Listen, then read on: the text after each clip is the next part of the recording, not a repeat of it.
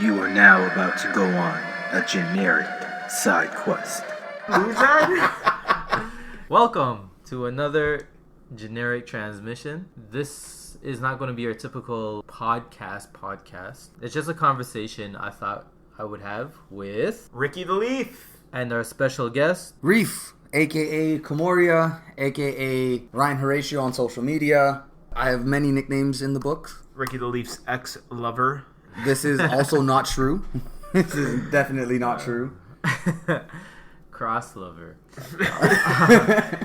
Video game wise. So, like I said before in the intro, I just wanted to have like a normal conversation with you guys. You know how we talk normally about games and just never record it? I thought it would be kind of cool to get a glimpse of what that could be. I guess at first, for our listeners, we should introduce our special guest, Mr. Ryan Horatio. How's it going? Reef, what are you saying? What's good? Not much, man. Just chilling. Just glad to be on this. You know, Yeah. just been Wow. listening to. I never thought we'd get to that point where someone said that. I just want everybody to know we did not pay him to say that or anything, so we are glad to have you here. I've listened. I'm like the background guy for generic side quest, generic transmission. Yeah. Yeah, no, I'm doing good. I'm doing good, man. That's good, yo. Maybe you could come on more often when you're not doing your behind the scenes things, like our social medias or, you know. Yeah, basically when you're not working for us, maybe we'll allow you to come on. But that's Wow. if you work for us for free and do not take any credit. I promise you nothing, man. I promise you nothing. Reef, what have you been playing lately? I've been playing Final Fantasy 14, Borderlands 2, waiting for Borderlands 3. Oh yeah, right on. Did you play Borderlands 1, by the way? I know that sounds like a weird question to say you played Borderlands 2 and you're waiting for Borderlands 3, but I'm assuming you've played Borderlands 1 as well. No, I haven't. Not actually. necessarily. You know what? Because lots of it people was- say Borderlands 2 is amazing, Yeah, but yeah. no one ever really talks about the first one. So Yeah. that's why I was It curious. was weird. I played for a little bit, and that's only because I accidentally bought the first one. If anybody knows Sharif, it's Reef, tell things us how that you happened, accidentally yeah. bought Borderlands 1. So I was on the Xbox store and Thank God. Yeah, Okay. it was the oh, Xbox you store. got in a physical store. Yeah. You No, went no, to the no, no, store. no, no. So Oh shit! I bought this. I thought this was a carton of eggs. Yeah. Yeah, so Where's my milk? So I didn't expect Borderlands 1 to be actually on the store. Okay. So I saw Borderlands Game of the Year edition. So I'm like, okay, this is the second one. You know, it's more recent. The third one's not out, or the most recent, I should say. So I bought it and I was playing it. And I'm And like, no I'm- number 2 on the title no, or on the case. no. It just I mean, No, on the screen. On the it just screen, it said sorry. Game of the Year, right? So I made an assumption. I'm like, all right, cool, and I bought it. Yeah. And I started playing. I'm like, wait, this doesn't make sense because I played it before. Like, I had the It's free not this. trial. Yeah, This yeah. isn't it, right? And then I realized I had bought the first one. So I played a little bit, maybe about 15 minutes. So Oh wow! So like literally just a little bit. yeah, just a little bit. And then I went and got the second one. Interesting. Yeah. Okay. You're playing that on Xbox, of Xbox, course. yeah. You're just saying. Yes. Because I know I think it's an Epic Store exclusive for the I- PC right now. Oh, I Borderlands think- 3, not Borderlands, Borderlands 3. 3. Yeah. But I don't think Borderlands 2. No. That's available everywhere on Yeah, on yeah. PC and stuff. Reef, what else you play, man? So I would call you a PC gamer, but not currently. Not currently, no. Like I was Uh-huh. when I built my computer, but now in terms of like what my computer is compared to how computers are now, my computer's a potato. It's the porn. No, it's just outdated. it's not So, that. old school part. All right. You guys got me. All right. What else are you playing? I'm dabbling in remnants from the ashes. Like I beat it. I beat the story already. That sounds like a tabletop like Like a Dungeons and Dungeon Dragons Dragons type. game. Yeah. Just hearing that. So I've beat the story already. The story is alright, but the fact that it's procedural instances gives you a lot of replayability. Yeah. So there's a whole bunch of dungeons and bosses that I haven't seen, a whole bunch of weapons I haven't gotten It's yet. cool that it's even the bosses that are procedurally generated. Yeah. It's crazy. Like I think I've ran into 2 different bosses since I beat the game. Right. Right? And I know in the first area there's a dungeon where you go in and you end up killing some guy and getting this item, and then you go and find that same dungeon again, but it was a thief's hideout. Right? So you have to go through the sewers and get to the end, and then you get another item. Yeah. Right? So it's has a lot of replayability if you want to get everything. And I just read recently that they're coming out with an update, I think tomorrow. And it should be September the 12th as we are recording today. Oh, yeah. Yes, September 12th. They are doing an adventure mode or something like that. I'm not 100% sure what they're calling it. It might even be that. Oh, that's pretty cool. And what it does is you can re-roll the map instead of having to re-roll the whole campaign. So if you're in map 3 and you want to get everything before you go to map 4, then you don't have to start over. Right? So that update's coming out, should be coming out tomorrow, September 12th, or next week on the 19th. Right on. Yeah. Have you been, I know you were really big into this when it came out, I think at the start of this year, Monster Hunter World. You still play that? Because that just got a big update or some ice. No, World? Iceborne. Iceborne, yeah. Yeah, no, I haven't touched it. I haven't played it. I really did like the game. I really do. Yeah, I remember you telling me about it. You were really into it. I heard this was like the most accessible Monster Hunter. Monster Hunter has a steep learning curve, and I heard this one kind of like the series in general. You're saying, right? Yeah. I heard this one kind of alleviated that a bit. It's still a steep learning curve, but like it's easier to get into. Is that true? Well, I haven't played any of the other Monster Hunter games. Oh, interesting. Why did you pick this one? Ooh, I don't know per se. There was a lot of hype. He accidentally bought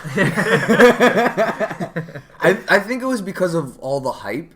And like I've never seen a Monster Hunter World, so it really intrigued me, right? It was very well received. There was even a slight chance I wanted to get it at one point, but then I realized it's basically all like online and just it's not going to be my type of game. But the hype and how well it's sold, it's the best selling Monster Hunter game. You can still play solo, right? I know, but the ship has passed now. I probably will not. But have you heard of my interest? That's cool. Would you go back to any of the old Monster Hunters? Like I know there's a Switch one.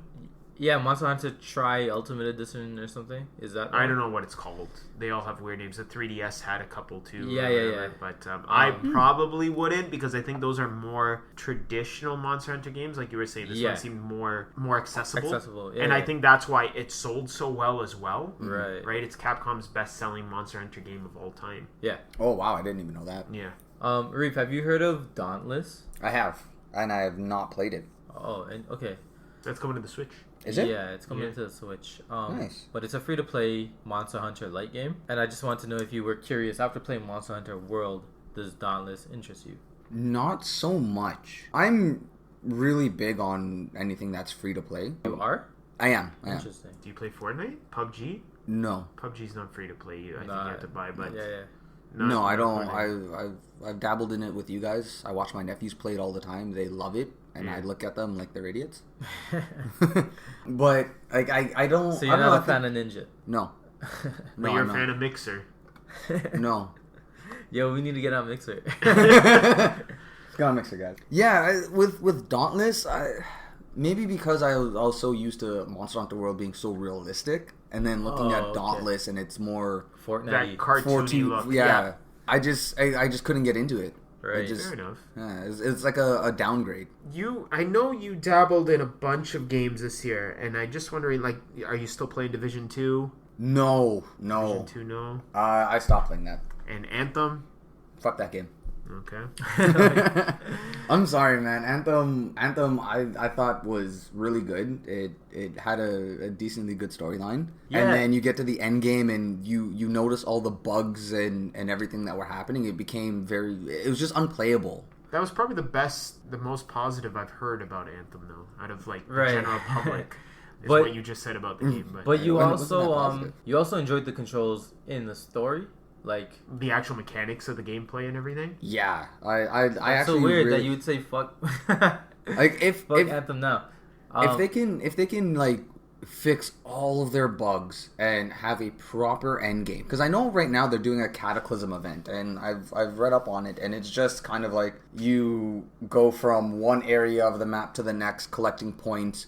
You collect points by defeating monsters or doing a puzzle or something like that, and after that, the points gets you shards or crystals or something like that. So basically, almost like a free-to-play format Yeah. Where you're getting this currency in game. And, and it's then an event. Yeah, it's they say it's an 8-week event. Mind you, that just came out, I think, like sometime in August. Okay. It was supposed to come out in May. Yeah, I remember hearing it was delayed. Yeah. BioWare lost their CEO or like their head guy or whatever. Yeah, he left the company, so there's shit going down there. That's for sure. Yeah, so that if they can fix all those bugs that I had an issue with, I may go back. But I think the biggest thing that they need to do is implement a proper end game. Whether it's like another raid or not even another raid, they need to do a raid. they definitely need to add that.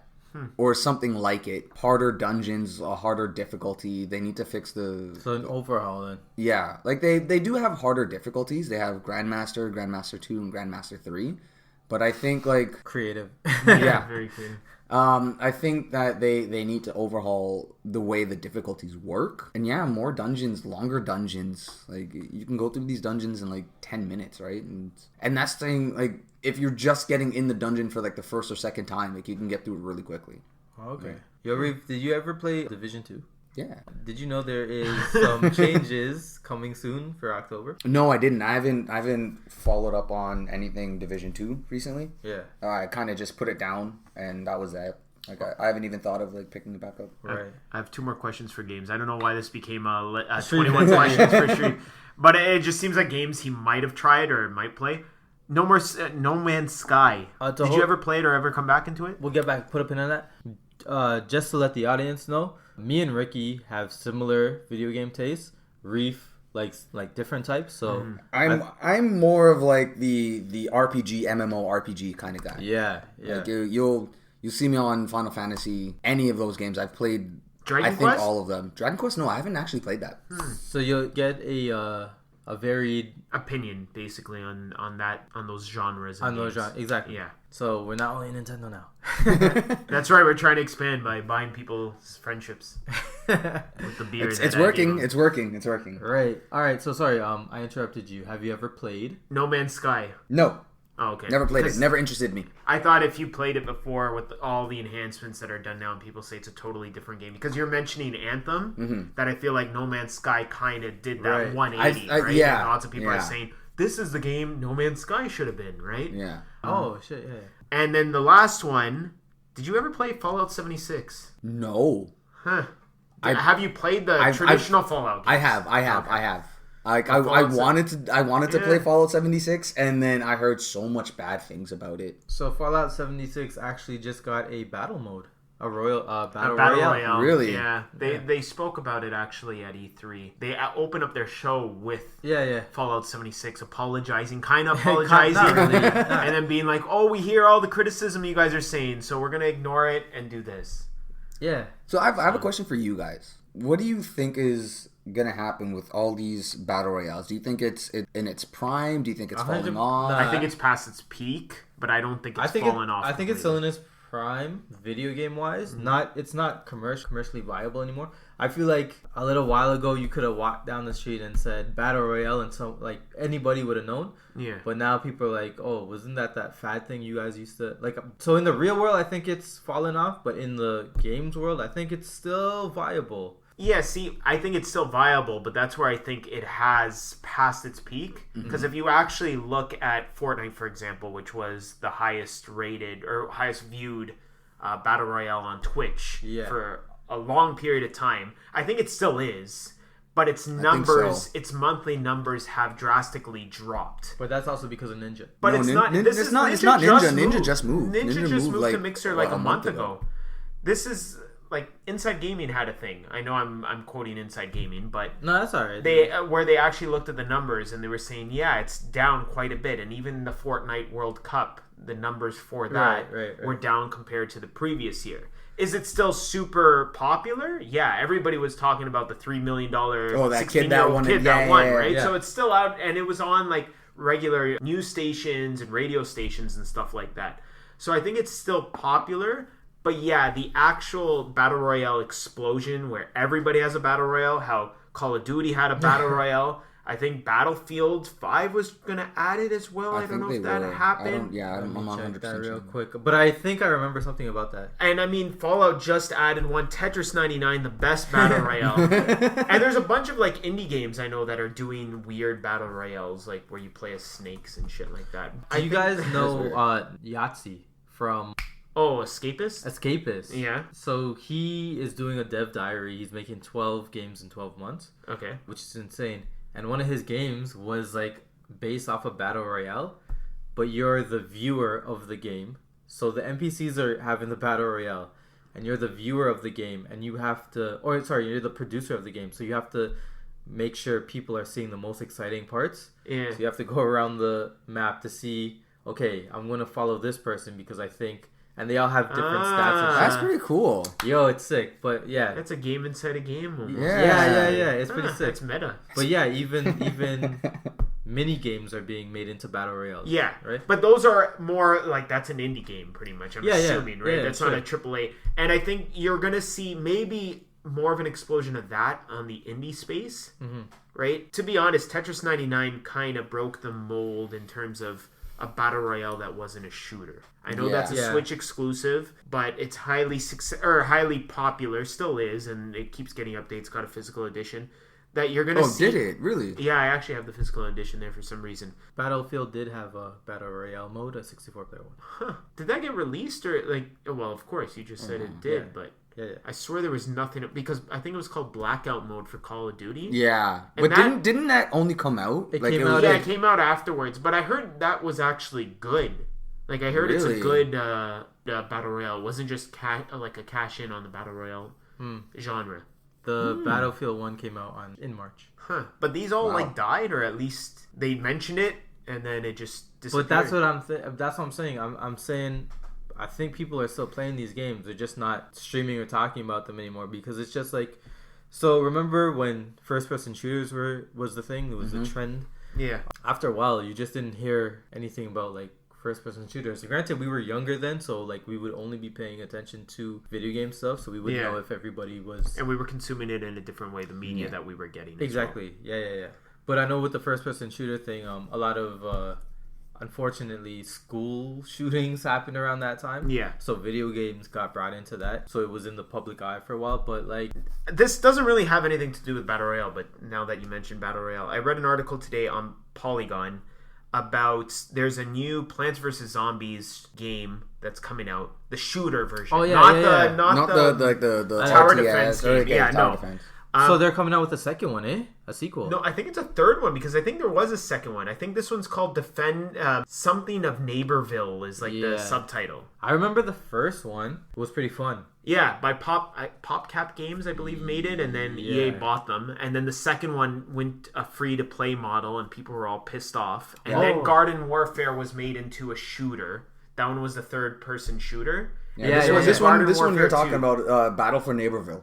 Battle for Neighborville. Mm-hmm. So basically what Polygon was talking about was how right now in terms of media we're in a binge culture, and it's been like that for a while.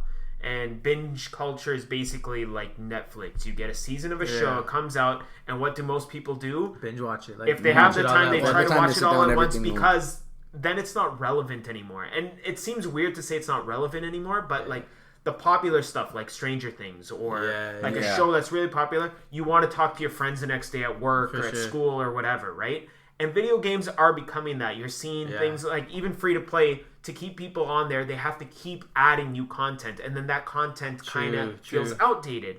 So what they were saying is what EA is doing, like they were kind of praising EA for this model that they were doing with this, though the game's not out yet. This was just, they were anticipating it. If you bought the Founders Pack of this game, it was 25% less, so instead of 40 USD, it was 30 USD. Okay. And they were going to roll out the content on a weekly basis, I believe it was. Right. In like 6 So they increments. would make it... So you would get... That sounds... Sorry, continue. Game as a service. That's kind of like what Splatoon does. Yeah, but the thing is, so you would get... let's say the first week you get one map and these modes, right? Second week, we're going to add more characters, another map, yada, yada, yada. Until the official release date of the game, where it goes on sale to the general public, and all that stuff that was in there is that base game. right? So if you decide to take the plunge early, it's almost like a beta, but you're paying into the beta, right? That's interesting. So the benefit is you get to see if you like the game, and you also get a drip feed of content. New features. Right? Yeah. But you can also just wait, pay the full price of $40 when the game comes out 6 weeks down the line, and you have all those maps, all those modes in there, but they might have already at least built up a player base that have stuck with the game because they liked what they've played so far. That's smart. That's actually really smart. It seems like it could be a viable model. Yeah. Who knows? The game is a little weird to be, I feel, to be testing it on, because I don't think Plants vs. Zombies is the biggest third-person shooter around, right? But it has enough of an audience that they're testing the waters with it. I guess it would make more sense for them to do this than to say, the next Battlefield, we're going to do this, right? Yeah. Battlefield, Call of Duty, all those big games, they're still going to have, here's a beta for the people that pre-order the game, like 2 weeks early, and then here's the beta, the open beta for everyone else, like a week before the game comes out or whatever. So I don't know what your thoughts were on, I guess, on the business model of games and the whole binge culture that we have. That's interesting that you say that. I 100% agree. In all types of media that we consume, even like look at Instagram, the wall is designed to move on to the next picture very quickly. Bite size, right? Yeah. So games definitely, I feel, are getting to that with the constant updates. I don't think it's a good thing. I think it is. Really? I think so. Like it's and the only reason I'm thinking that is because what Ricky the Leaf had said, it sounded similar to Destiny 2's season or annual pass, where it's like you pay full price for the game and the expansion, but then within that expansion you can choose to get the seasonal pass and the annual pass, and within that year you get content of whatever they're dropping, and that annual pass is only like $35. That's a lot of money though. But it's a season pass, basically. Yeah, season pass. So it's like, but for a year's worth of content, and like playing through it, it's a lot of content. It's really good content. A year's full of content isn't okay. So, but because it's the binge culture, that's the way it is now. So it's right? not it's like not that you're paying $60 for a game and you're playing it for whatever amount of time and that's it. Yeah, right. So it's like the way the annual pass was like it. I know the last one came out. But what are the updates? What are you getting with maps, raids? Yeah, maps. Well, not so much maps. So the first one that they offered in this recent annual pass was called the Black Armory. That came out 2018, winter of 2018, and you had a couple quest lines where every week there's something new. So the whole idea was you have to help this person find and unlock these forges. These forges give you different weapons, and there's a raid involved in it as well. Every week or so, I believe, there's another quest to unlock another forge.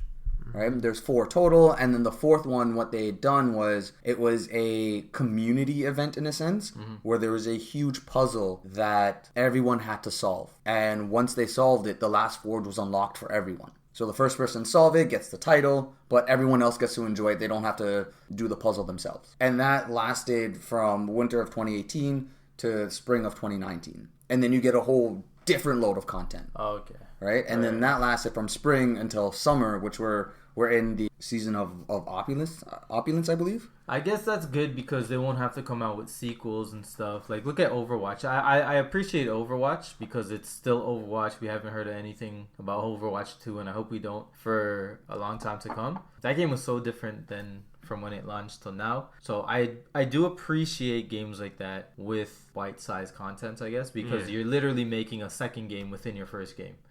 So in that respect, I like it. But Overwatch, I don't know how to say it. Like, Overwatch is not a...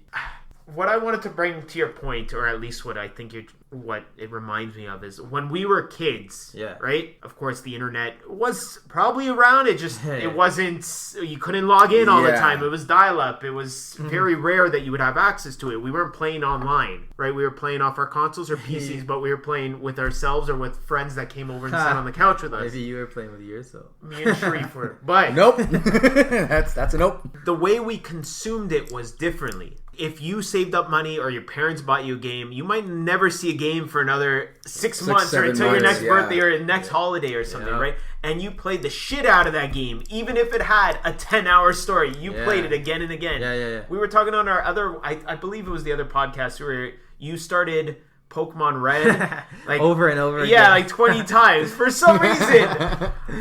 Shout out Carlisle.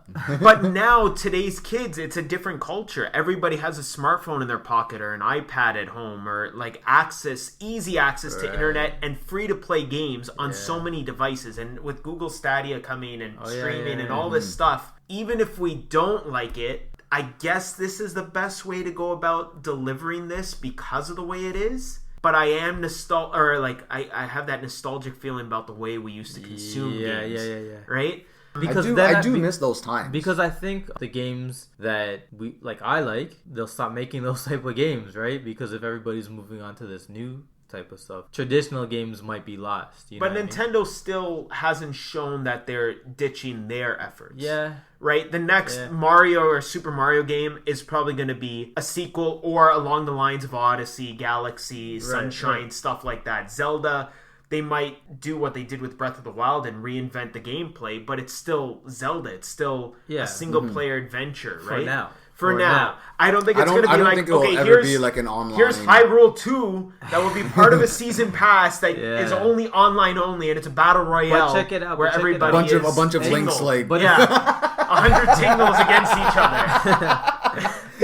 But it's not even that, though. Like, our single-player games could start introducing... So they'll still be the same game, but they could start introducing mechanics of that worries me. You buy this different map for Zelda, and that worries me because with a single player game, I'm still under the whole thing that I want the complete game when I buy it. Yeah, I can agree I mean, with you that. can add stuff, sure. Yeah. Here's DLC or a season pass where we're adding stuff, but I still feel with a single player game, I feel like when it's a package like that, it was created with a certain goal in mind, and anything extra is anything extra. Mm-hmm. By splitting that up into pieces and stuff, it's like I don't like how Hitman did it. I don't know if you remember how Hitman was released. So, I've never really played Hitman. So Hitman's, I think, IO Interactive, but it's published by Square Enix. Okay. And they did it as episodic releases. Oh, I hate... But I think Hitman's fully single player. Yeah. So basically it was like, here's a level. Every few months, here's a level. We'll give you a bunch of stuff, like a bunch of objectives. It's not just kill this person. It might be kill this person and find this thing, or uncover this and do this, yada, yada, yada. And I guess they had daily or weekly missions and stuff you could do. So they did try to do this whole engagement to keep you in there. But it's just a single-player game, and it was released in episodic forms like this until the full game was released afterwards in a full package a year later. Ooh. That I didn't like. Hitman. No, I think the only episodic game that I would look forward to playing is Final Fantasy VII, or when they've completely released the Telltale. Yeah, I was gonna say like a story-based game. I was just gonna say Life is Strange and things like that, where it actually Fandango or remember those super bad. Oh, I was just gonna mention that. What was super bad for something ugly people or something like that. But yeah, those are more story-based, even though there's an adventure with it, because it's almost like an interactive TV or movie in a way. Like, I'm okay with that being released that way because it just keeps you hooked. It's like when you watch a show and there's a cliffhanger. Oh God, I gotta wait for the next week, right? Yeah, I don't know where I was going with that. Yeah, so I think they should take all those episodic games and then cram them into one. See, Wolf Among Us is like that. Have you ever heard of that? Yeah, I finished. I have the platinum in Wolf. You played it? Yeah. So it's kind of similar. It's episodic. It's Telltale. Yeah. So they should combine all of them into one. What do you mean all of them? No, instead of making it episodic. Well, they do that after all of the they episodes release a are physical released. one. Yeah. See, I don't know how long it takes for episode 1 to be released and then episode 2. I think it's every 3 months or so. I think with Life is Strange, it was every few months. Every few months. Do you like that model? Why wouldn't you just See, that's what I was saying. When it's something more story based, I'm okay with it. Mm-hmm. Right. Because the actual gameplay, for the most part, isn't that enticing, to be honest. Yeah, right. Playing The Wolf Among Us, I don't think I've ever heard someone say, "Oh man, the gameplay is so good in that game." No, it's because of the story, right? You get involved with. Same thing with Life is Strange. Remember, you watched me play it here, and we got involved in the story. The actual graphics were They were okay, and the actual gameplay was, you could take pictures of shit. Yeah. Whatever. I played it when it got fully released. But I don't think I'd be against playing it in chunks. Oh, okay. Because that way, I'm like, I want to see what's going to happen next. But playing it as a 10-hour campaign... Yeah, you think you would put it down? I don't know if I'd put it down, but I feel like it might not have that same effect because I kind of get bored by it. It's the same fact as like... But how do you play a Zelda game? I'm kind of nostalgic for the way we had to wait for TV shows back in the day, where you watched a new episode of a show one week, and there was a cliffhanger, and you had to wait for the next week. Right. Now, you watch the whole season on Netflix. True. The idea of a cliffhanger only happens at the end of a season now. Yeah, right? Yeah. Sure, it's convenient. We don't have to wait the 3 months or whatever months while it's off on the summer. But I'm nostalgic for the way the story was delivered that way. I felt like it had more of an oomph. It still doesn't change the actual game. No. Right. But only for story-based games. That's what I was saying. I did not like Hitman doing that. Yeah.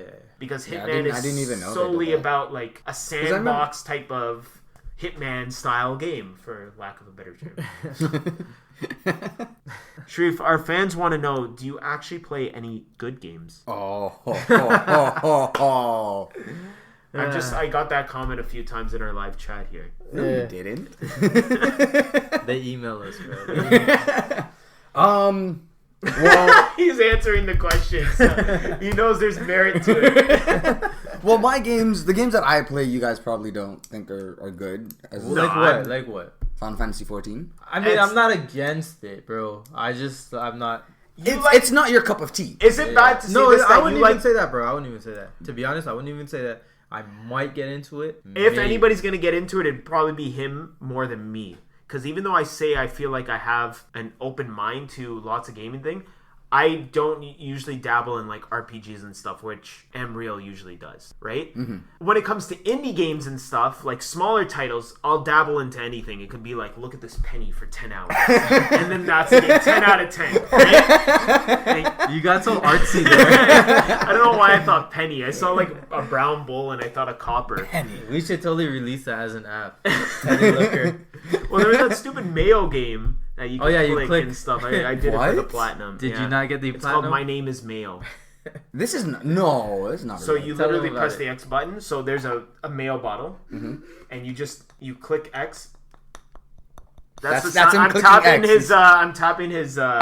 beverage. His beverage. Yes, beverage. And that's all you do, and then you could dress up the mayo bottle in different like outfits, like a bikini. And, why? Like, a fur coat. And then there's kind of a story with it. So if you click it 100 times with a certain costume, it'll say something else. In the end, you have to click it a bunch of times and you get a platinum. And you platinum this twice. Why? Because, listen, you get. The game is literally made for platinuming because you get the Vita version. The PS Vita. You get the Vita version included, and it has its own trophy list. So I platinumed it on the PS4 and the Vita, and I'm hoping for some reason it gets released on the PS3. I will go and get my PS3 out of my locker downstairs, connect the PS3 to play. The only reason I find this acceptable for you is because I know you're a trophy hunter. Whore. The term is whore. I didn't want to say that, but yeah, sure. Oh yeah, this has nothing to do with... I know we were talking about like games we like and how we're open to... I don't like this game. I don't. I don't like myself after playing this game. Do I like the endorphins it releases when I'm clicking that bottle and I'm getting those trophies? Yeah. Holy shit, yeah. Oh my god. God damn. Yeah, so to say it's not our cup of tea, maybe it's just we haven't dabbled in it yet. Yeah. Right? Fair enough. But you do tend to like more grindy type of games, right? Yeah. Reef, what did you think about Devil May Cry 2? Oh yeah, we were talking about you love the Devil May Cry series, right? I do. Yo, do you know Devil May Cry is coming out on the Switch on your birthday? Devil May Cry 2 is coming out on September 19th. I did not know that. Devil May Cry 1 is already available on the system. Devil May Cry 2. Think of it. Is that the one where they introduce Virgil? Or is that number 3? We don't know. Okay, so the only thing I know is from critical appraise, 2 was said to be the one that was extremely easy in comparison to 1, and then 3 was the really difficult one. 3 was better received one, and I could be lying. I don't know if you want to check Metacritic on Devil May Cry 1, 2, and 3, But 3 was the one that got the difficulty right after 2 for some reason, made it much easier. But he was under the impression that you liked 2 the most, but This is false. Wait, no, this is you true. Said that, yeah. I did say, yeah. I knew you were a fan of the series, but for some reason I associate Devil May Cry 2 with you. I haven't played lots of things with you. It's weird. I haven't played Devil May Cry in a long time. I think the last one I played was the Bayonetta. DMC one? Yeah, that's the remake one, right? Yeah. The badass Dante. Yeah, I didn't like attitude that. Dante, the 90s Dante. Yeah, I didn't. No, I didn't. That I was didn't not like that Dante at all. It was it was. No, I DMC. Yeah, you're talking the new one, the new Dante. Yeah, the new Dante, the one with an attitude and stuff. No, I don't think they try to give him that attitude. They did. No, they 100%. Like they changed it to be that. And everything, they tried so hard. Everybody chill. Maybe the attitude, but I think they changed him up just to be completely opposite of like the old. No, of course they were trying something new. But it was also it was just too like. It was too much. Yeah, they were trying too hard to be not edgy, but too hard to be something totally different, and it's like, oh, look how radical he is. Right? Like there was that. I think it opens up where he's flying through, or like his. Oh, he gets like hit through like a trailer or something. Whatever, he's naked and he's changing. Oh yeah, and the white the white wig falls on his head. I was like, I seen that. I'm like, okay, that part. I'm like, I like that. Everything else about that game was it was meh. Yeah, it was meh. People love Dante, so it's weird to.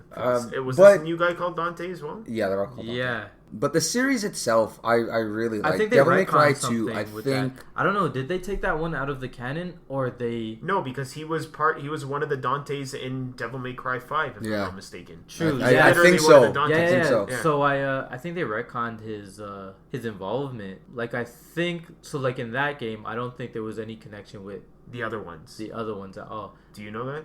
No, but I think that they retconned it so like they will have more to do with the old series. Like it's not a new series anymore. Now it's like part a continuation. Yeah. Okay. So there's Devil May Cry 1, 2, 3, 4, now 5, and then DMC. Those are the 6 games. I'm assuming. DMC. Yeah. Mm-hmm. Okay. And there's 3 different Dantes or 2? I want to say 2. I know. But of isn't there 2. 3 different playable characters in Devil May Cry 5? There's making shit up. I know one of them has a combat thing where you kind of send out monsters or something where it's that's the new version of Virgil.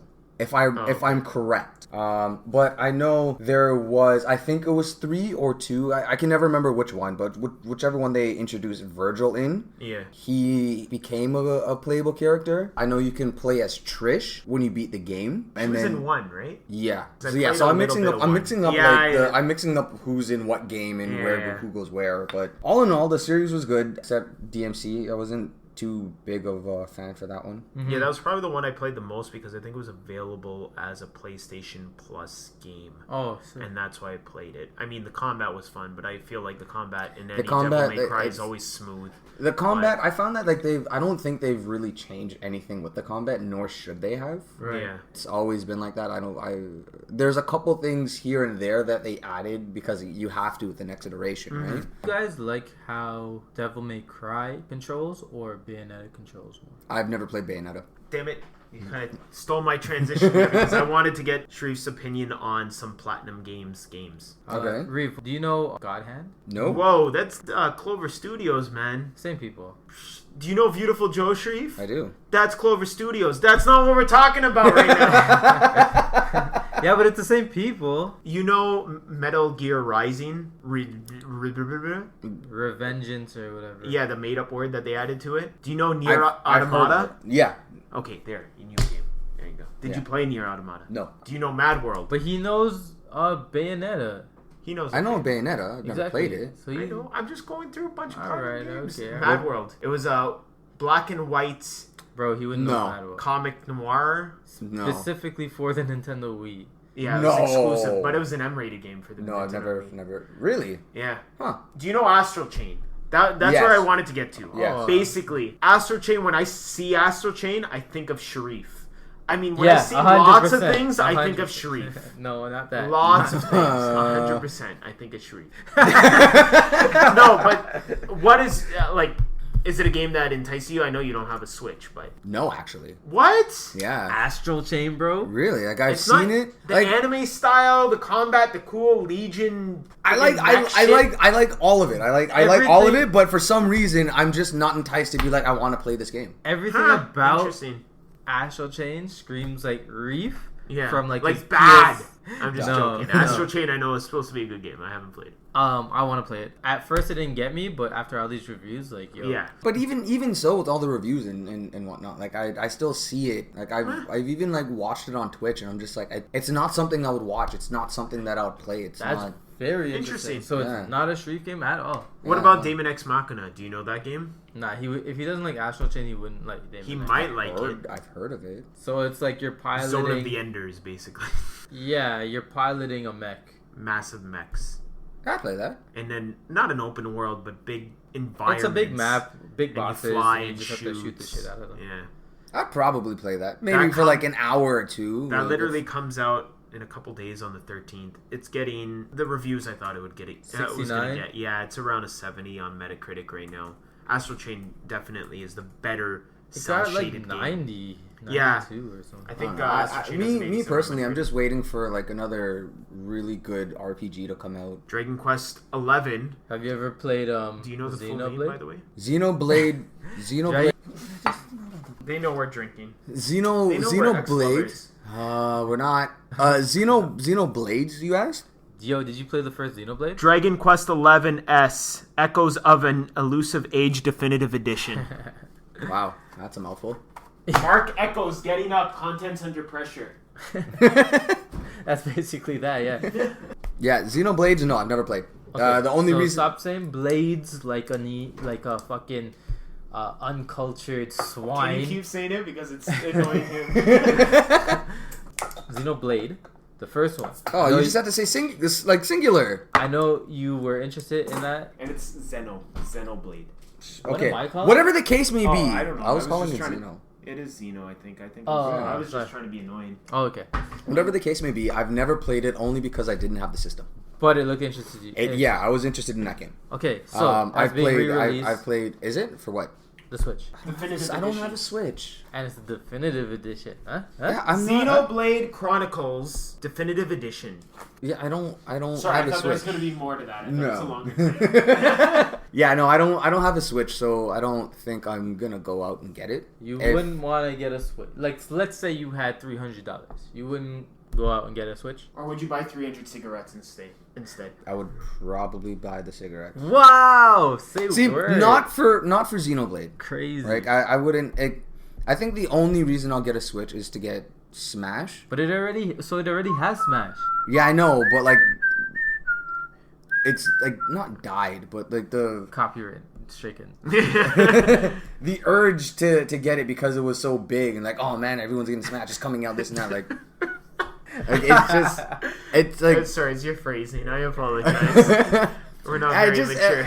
Yeah, I just don't really have a need to get it. Man, Mario, Zelda, Splatoon 2. Zelda you would like. I know you Zelda, like, Zelda. I'm a huge Zelda fan. You were a Zelda fan back in the day. I think you even played a little bit on mine originally when it came out. I remember us playing. Yeah, I know. Every time I came here, if we weren't playing Smash, if you were like watching TV or something, I'd play Zelda. And you came here a lot. Yeah, I lived up the street. Mm-hmm. Used to anyways. I hate you.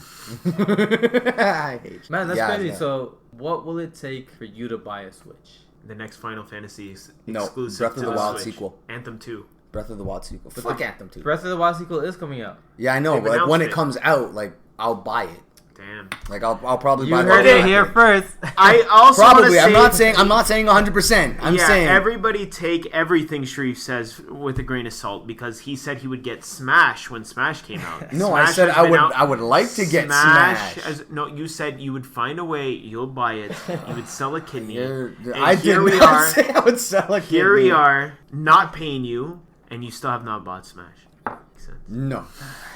But yeah, no, with the release of Breath of the Wild sequel, I'll probably get it. That's weird though because it already has great. I'm not saying it doesn't. I'm just saying But he's also played some of these great games through me or through friends and shit, right?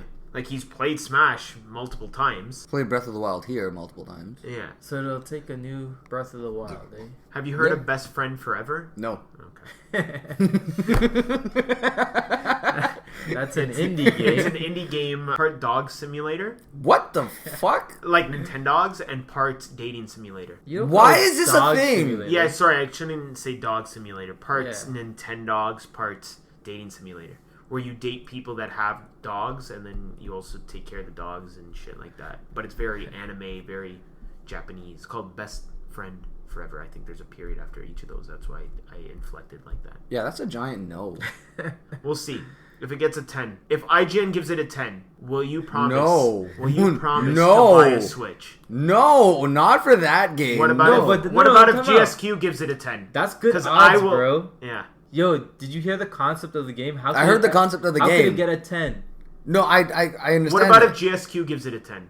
No! The game could be a 2 and I'll give it a 10. I know! That's... IGN doesn't give 10s much. They gave Celeste a 10. Oh my god. Celeste. They gave Celeste a 10. True. Who made Celeste? Matt makes games also known as Extremely OK Games now. They changed their name. When did they do this?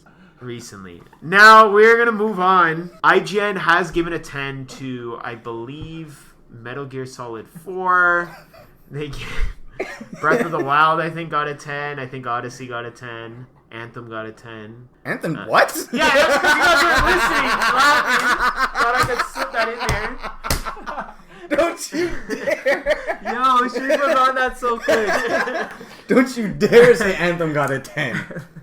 Yo, a 5 at best. That's true. IGN has given some weird games that you never thought. I think they gave The Witness. Remember The Witness? Yeah. I think they gave that a 10. No. I like Witness a lot. I don't think I could ever give that. I like The puzzle Witness game. a lot too because like it was so different. Remember that one puzzle you had to figure out by the noise your feet made on the sand? What the fuck? Yeah, it was. That game was sick. Here, I'll name just a few: Red Dead Redemption 2, God of War, Celeste, Super Mario Odyssey, Undertale, Breath of the Wild, Inside. No. Inside. Really? Got a That game 10. is so trash. Inside. The Witness got a 10. Metal Gear Solid 5, The Phantom Pain. I think Grand that's Theft Auto why- 5. Yo, I think that's why I told you had to like. Download it. Yeah, I Get wasted it. $20 because of that. But Skyward Sword got a 10. Really? oh, Yeah, that's weird. I like that game. No, I know, but it's usually kind of like forgotten about, and I didn't think it reviewed that well. Uncharted 3 got a 10. Pac-Man Championship Edition Wow. DX, good Wow. game, not a 10. Red Dead Redemption Undead Okay, Nightmare. wait, time out. Super So, Mario Galaxy 2. Yeah, definitely belongs And I there. know the first one got a 9.7. assholes. So it is the superior game. So do you guys think games like Pac-Man deserve a 10? Huh, it depends what you want to consider, Games like Pac. or No, dog. no, it's Pac-Man.